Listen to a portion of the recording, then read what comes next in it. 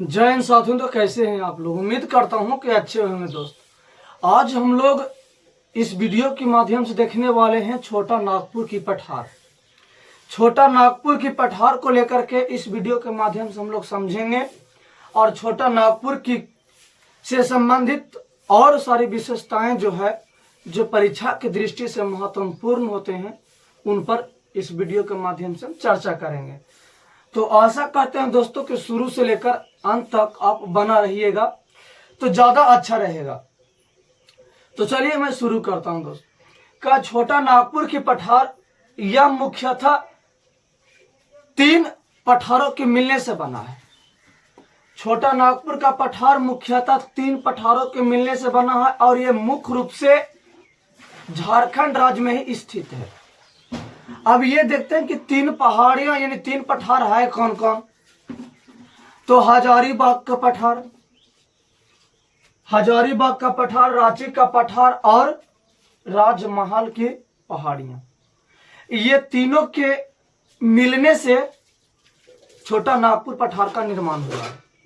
ये माना जाता है, कहा जाता है कि ये तीनों की स्थिति से ही छोटा नागपुर का निर्माण हुआ है, छोटा नागपुर की पठार का निर्माण हुआ है। और कहते हैं इसमें सबसे बड़ी नदियां किसमें, छोटा नागपुर की पठार की सबसे बड़ी नदियां दामोदर नदियां हैं, जो हजारीबाग की पठार को रांची की पठार से अलग करती है। जो हजारीबाग की पठार को रांची की पठार से अलग करती है। यहां पर अभी मैंने देखा छोटा नागपुर की जो पठार में 3 पठार का वर्णन किया गया है। पहला था हजारीबाग का पठार, दूसरा रांची का पठार और तीसरा, पहला हजारीबाग, दूसरा रांची और तीसरा राजमहल की पहाड़ियां। ये तीनों मिलकर के छोटा नागपुर की पठार का निर्माण हुआ। और छोटा नागपुर पठार की सबसे बड़ी नदियां की हम बात करें तो वो है दामोदर नदी, जो हजारीबाग की पठार को रांची की पठार से अलग करती है। वहीं इस पठार की दूसरी सबसे बड़ी नदी की हम बात करें तो वो है स्वर्णरेखा नदी, जिसी के किनारे टाटा आयरन स्टील कंपनी 1922-1907 ईस्वी में स्थापित की गया था। यानी स्वर्णरेखा नदी, जिसको वहां के लोग सबसे पवित्र मानते हैं, जिस कारण से पवित्र मानने के कारण से उसे छोटा नागपुर की गंगा भी कहते हैं। यानी छोटा नागपुर की गंगा के नाम से कौन सी नदी को जाना जाता है तो वो है स्वर्णरेखा नदी। स्वर्णरेखा नदी को छोटा नागपुर की गंगा के नाम से भी जाना जाता है दोस्तों। कहा जाता है कि ये पठार की सबसे बड़ी नदी है दामोदर नदी है। तो दामोदर नदी का जो बेसिन है वो कोयला के लिए सबसे ज्यादा महत्वपूर्ण है।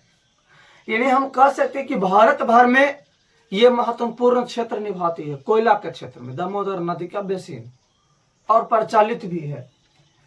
स्वर्णरेखा नदी छोटा नागपुर से निकलती है, यहाँ की सबसे दूसरी बड़ी नदी है। कहाँ की? छोटा नागपुर की पठार की दूसरी सबसे बड़ी नदी कौन सी है? स्वर्ण रेखा नदी। कहा जाता है स्वर्ण रेखा नदी, वहां पर लोग जिस तरीका से हम लोग गंगा को मानते हैं पवित्र, उसी तरीका से वहां स्वर्ण रेखा नदी को पवित्र मानते हैं, जिस कारण से छोटा नागपुर की गंगा भी कहते हैं लोग। कहा यहाँ की पठार की सबसे ऊंची चोटी है जो पारसनाथ है, और पारसनाथ जैन धर्म के लिए प्रसिद्ध है। और इस चोटी की जो ऊंचाई की हम बात करें तो वो 1366 मीटर ऊंची है। छोटा नागपुर पठार की सबसे ऊंची चोटी पारसनाथ की चोटी है, जिसकी ऊंचाई 1366 मीटर है। और वो किसके लिए प्रसिद्ध है तो जैन धर्म के लिए प्रसिद्ध है। छोटा नागपुर में कितने पहाड़ों को मिलने से बने हैं तो वो 3 गो हैं, हजारीबाग, रांची की पठार और राजमहल की पहाड़ी। ये तीनों के मिलने से छोटा नागपुर की जैसी पहाड़ियों का निर्माण हुआ है। दोस्तों ये एक छोटा सा प्रयास था मेरा छोटा नागपुर की पठार को लेकर के। इनसे ज्यादा और क्या पूछ सकता है? छोटा नागपुर की पठार से इनसे और ज़्यादा क्या पूछने की संभावनाएं रहती है। बाकी दोस्तों आपको वीडियो कैसा लगा, फिर मिलते हैं अगले वीडियो में। जय हिंद साथी।